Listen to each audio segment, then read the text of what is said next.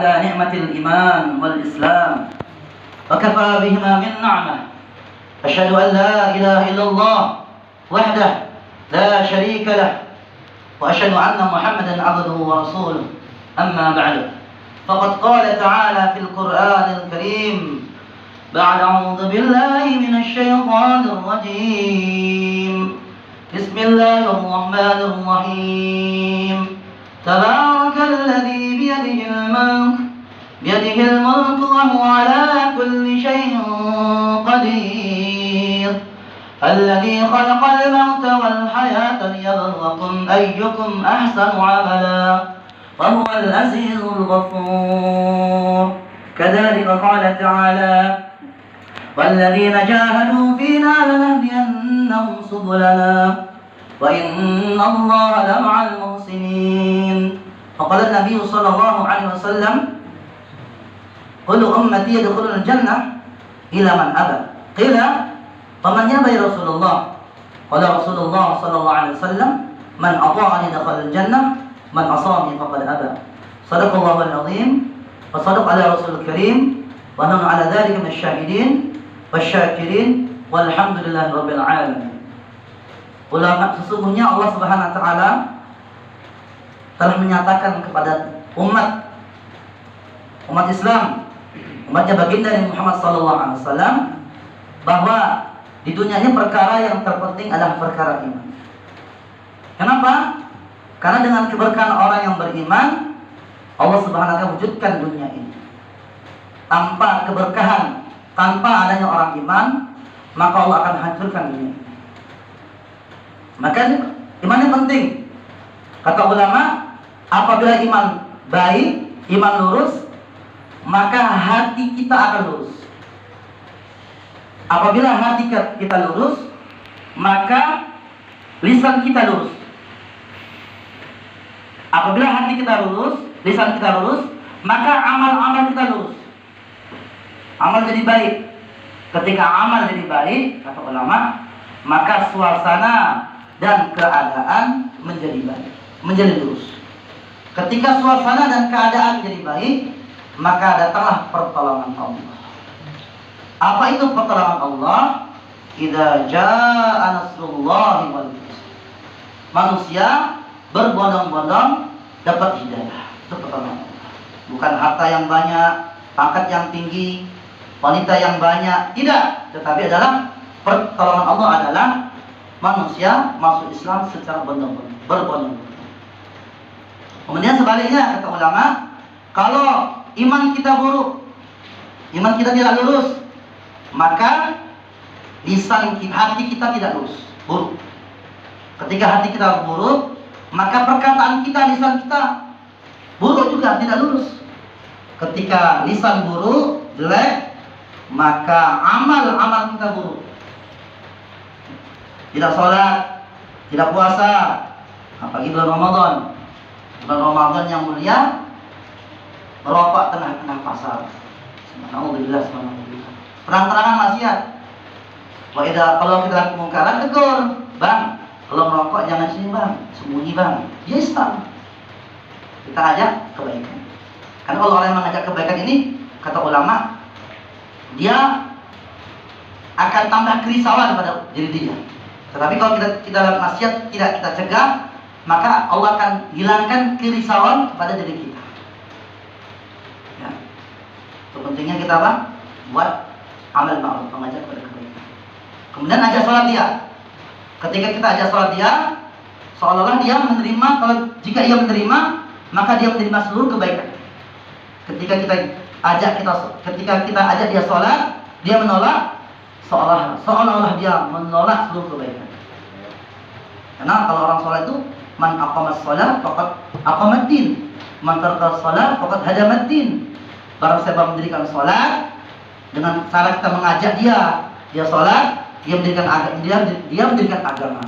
Kalau dia tinggalkan sholat, lalai, maka dia menghancurkan agama. Yang penting kita bersuasana yang baik. Kalau sebaliknya, kalau suasana hati buruk, maka lisan jadi buruk. Ketika lisan buruk, maka amal-amal jadi buruk. Tidak sholat, tidak zakat, tidak amal-amal agama secara sempurna. Kemudian ketika amal buruk, maka suasana dan keadaan menjadi buruk. Nah, kata ulama, bagaimana kita mewujudkan amal-amal baik? Maka kita buat suasana yang baik, majlis-majlis yang baik, perkataan-perkataan yang baik. Bahwasanya Allah Subhanahu wa taala menciptakan kita. Ya. Sehingga Rasulullah sallallahu alaihi wasallam bersabda dalam kitab Muntakhab, "Ajilullah yaghfir lakum." Agungkan Allah, Allah akan ampunkan kalian. Dalam surah An-Nuh Allah terangkan juga, "Malakum la tarjuna lillahi waqara." Wahai umat, wahai kaumku, kenapa engkau tidak membesarkan Allah? Kenapa engkau tidak mengagungkan Allah? Kita merasa diciptakan oleh Allah, kita merasa dipelihara oleh Allah, kita merasa diberi rezeki oleh Allah. Kalau kita merasa perkara ini, maka kita akan mudah taat kepada Allah. Maka kita akan ada sifat qanaah, ya, merasa cukup, merasa didengar oleh Allah, merasa dilihat oleh Allah, merasa diketahui oleh Allah. Kalau kita ada sifat perkara ini dalam hati kita, maka kita akan ada sifat malu kalau maksiat kepada Allah. Kemudian amal-amal setelahnya adalah bagaimana kita berittiba. La ilaha illallah Muhammad Rasulullah. Allah firmankan, laqad kana fi Rasulillahi uswatun hasanah liman kana yarjullaha wal yawmal akhir. Sesungguhnya pada diri Rasulullah sallallahu alaihi wasallam ada uswatun hasanah. Ulama mengatakan uswatun hasanah dengan mau'izatun hasanah itu beda. Mau'izatun hasanah itu nasihat yang baik. Kalau uswatun hasanah juga nasihat yang baik. Tetapi kalau mau'izatun hasanah dia bernasihat saja, belum tentu dia mengamalkannya. Tetapi Rasulullah sallallahu alaihi wasallam memberi nasihat, beliau baginda sallallahu alaihi wasallam sudah mengamalkan atau akan mengamalkan. Itu namanya uswatun hasanah. Ulama mengatakan kita akan bisa ikut Rasulullah sallallahu alaihi wasallam, kita akan bisa ikut Rasulullah sallallahu alaihi wasallam kalau ada 3 sifat dalam hati kita, amal kita. Pertama apa? Liman kana yarjullah. Barang siapa mengharap ridhonya Allah, beramal karena Allah, bukan karena sesuatu, bukan karena harta, tahta, wanita, tapi karena Allah. Liman kana yarjullah. Yang kedua, wal yawmal akhir, cinta akhirat, tidak cinta dunia. Ini orang yang bisa ikut Rasulullah. Yang ketiga apa? Wa dzakarallaha katsira. Mencari ridho Allah, beramal ikhlas, tidak cinta dunia, cinta akhirat, zikir yang banyak. Liman kana yarjullah wal yawmal akhir. Yang kedua, wa dzakarallaha katsira. 3 ini, apabila sifat ini ada pada kita, kita mengharap ridho Allah, beramal karena Allah, ikhlas karena Allah, kemudian tidak cinta dunia, cinta akhirat. Dunia hanya di kantong, uang di kantong, ya, bukan di hati. Mobil di mana? Di bagasi, bukan di hati.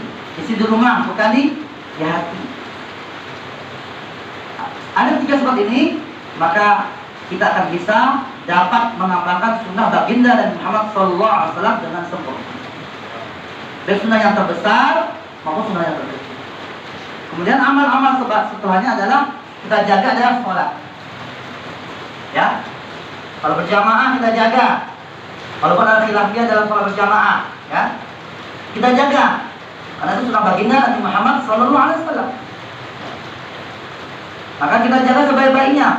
Ulama-ulama terdahulu ketika dia tertinggal takbiratul ula bersama imam, dia merasa dosa. Itu orang terdahulu 40 tahun, 60 tahun tidak pernah tertinggal takbiratul ula bersama imam. Mana ini depan terus 40 tahun, 5 waktu berjamaah. Kita 40 tahun, 60 tahun, 70 tahun di rumah. Inna lillahi wa inna ilaihi raji'un. Itu ulama terdahulu. Kenapa? Saking takwanya, saking takutnya kepada Allah, saking amal yang baik. Maka jaga amal dia, amal mereka selama 40 tahun berjamaah terus. Maka kita lihat perkara ini, bapak-bapak, ibu-ibu. Maka ini dalam hati kita, perbaiki istihdriyah, islah diri dalam hati kita. Dengan kita perbaiki juga amal-amal kita, ilmu. Kata ulama, ilmu yang terbaik adalah ilmu hal, ilmu keadaan. Bapak mau nikah nih, jam ya, jadi yang nikah. Maka ketika kita mau nikah itu apa ilmu mau nikah? Minang yang baik, pacaran yang baik, ada. Ya, bukan asal aja, antam-antam saja, tidak, ada. Meminang yang baik bagaimana? Apa yang boleh melihatnya kemana aja? Ya, jangan meminang yang janda yang masih ada masa iddah, tak minang juga. Ngomong pun nggak boleh, harus kata sindiran. Ya. Ilmu, kita mau umrah, ada ilmunya. Kita bikin wudu, bagaimana wudu yang baik. Ya. Kalau di Indonesia mah kebanyakan ada Syafi'i, ada Syafi'iyah. Ya. Kita semua tahu mana fardu wudu, mana sunnah wudu. Ulama mengatakan sebagian, kalau kita tidak memahami, tidak bisa membedakan antara mana sunnah, mana fardu wudu, kita tidak sah wudu kita. Kalau saya tanya nanti malu Bapak. Kalau fardu wudu, sama Syafi'i, dalilnya mana? Aduh, pusing Ustaz, janganlah, malu saya. Nanti ada semuanya. Itu penting, ilmu katanya. Karena itu ilmu hal, keadaan. Itu ilmu yang kata ulama, ilmu yang wajib. Ilmu itu banyak sekali, ilmu baris, ilmu tafsir, ilmu hadis, waduh pusing kepala. Kata ulama, afdhalul ilmu hal. Sebagai ilmu adalah ilmu keadaan. Dagang, ilmu yang dagang yang baik. Umar bin Khattab mengatakan, kalau orang di pasar Madinah ini berdagang, belum tahu ilmunya, saya usir dari sini. Kenapa? Buat kacau, menipu dan sebagainya, suka palsu dan sebagainya. Ya, maka ilmu. Kemudian tidak cukup ilmu juga, bertanya pada ulama, baik ilmu faqail, utama tentang beramal, ilmu masail tentang kaidah fikih. Ya, walaupun ada khilafiyahnya banyak, tapi kita ikut pendapat, ya pendapat yang masyhur di Indonesia ini, terserah. Ya. Kemudian ilmu tidak cukup, maka ulama mengatakan dibarengi dengan zikir. Ilmu tanpa zikir akan sombong. Ya, zikir tanpa ilmu akan sesat. Ilmu ibarat jalan, ya, menuju Allah, ridhonya Allah, jalan di surga ilmu ini. Zikir ibarat cahaya. Coba naik motor, nggak ada lampu, jalan tol, gimana Pak? Di hutan, bingung kan? Ada cahaya, harus ada cahaya. Lampu nggak ada. Wah, nabrak. Saya pernah cerita naik sepeda, nggak ada lampu, nabrak orang bisu Pak. Nggak tabrakan antara saya dan gelap-gelap itu. Cerita. Nah, jadi ibarat jam di ilmu, tapi nggak ada zikir, sombong. Ya. Ada ilmu, ada jalan, tapi nggak ada cahaya. Tadi nabrak di mana? Kemudian kita berpikir amal kita juga, kata ulama, yaitu bagaimana kita berakhlak. Ya, bahkan ulama mengatakan kita perasaan buruk dalam hati itu hukumnya makruh. Ada orang hitam, pak hitam, keriting, jelek, miskin, ingusan, bodoh, apa ya teman-teman hitam, jelek, miskin. Kita ada tertib dalam hati kita seperti ini, hukumnya makruh. Ketika kita ngomong, hei, jelek kamu, kita mencaci, hukumnya fasik. Rasulullah SAW bersabda, sibabul muslim fusuq, wa qitaluhu kufr. Mencaci orang Islam itu kefasikan, wa qitaluhu kufur, dan membunuhnya ada kekafiran.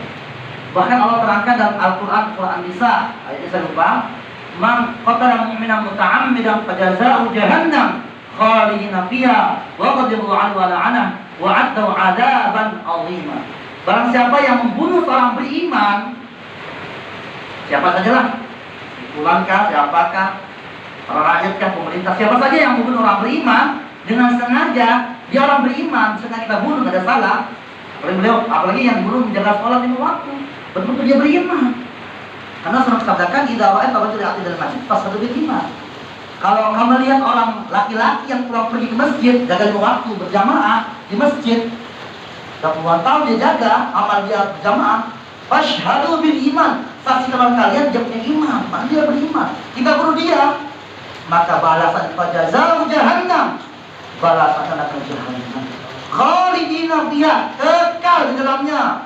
Ghadiballahu alaihi, Allah murka kepadanya. Wa la'ana, Allah laknat kepadanya. wa'adda lahu 'adzaban 'azima. Allah sediakan baginya azab yang agung. Ya Allah, murka, nak masuk neraka jahanam. Allah murka, Allah marah, Allah laknat. Maka jahanam azab yang agung. Kenapa itu celakaan bagi Allah pada orang membunuh orang beriman? Karena orang beriman itu lebih mulia daripada apa? Orang beriman itu lebih mulia daripada Ka'bah. Kemudian selanjutnya, tidak boleh panjang-panjang, kita beramal ikhlas. Kita juga amal ikhlas. Apa ikhlas itu? Beramal karena Allah. Istiqomah. Ketika dipuji tidak bangga diri. Ketika dicaci tidak sakit hati. Beramal karena Allah. Ketika kita lihat semangat. Ya, semangat. Ketika tidak sendirian tidak semangat. Tidak begitu. Kemudian selanjutnya kita bagaimana kita buat kebaikan, suasana kebaikan. Caranya bagaimana? Kita ajak diri kita, keluarga kita, tetangga kita untuk mendirikan sholat istiqomah, membayar zakat, berpuasa, beramal kebaikan. Insyaallah. Hari ini kalian sama-sama berazam untuk sungguh-sungguh mengamalkan agama, sungguh-sungguh menyebarkan agama. Semoga Allah berikan kita taufik hidayah untuk perkara ini dan Allah mengantar hindarkan kita dari fitnah dajjal. Kami minta maaf sebelumnya ada kekurangannya. Kita tutup dengan doa kifaratul majlis. Subhanallahumma bihamdika asyhadu an la ilaha illa anta astaghfiruka wa atubu ilaik. Akhirul kalam. Wassalamualaikum warahmatullahi wabarakatuh.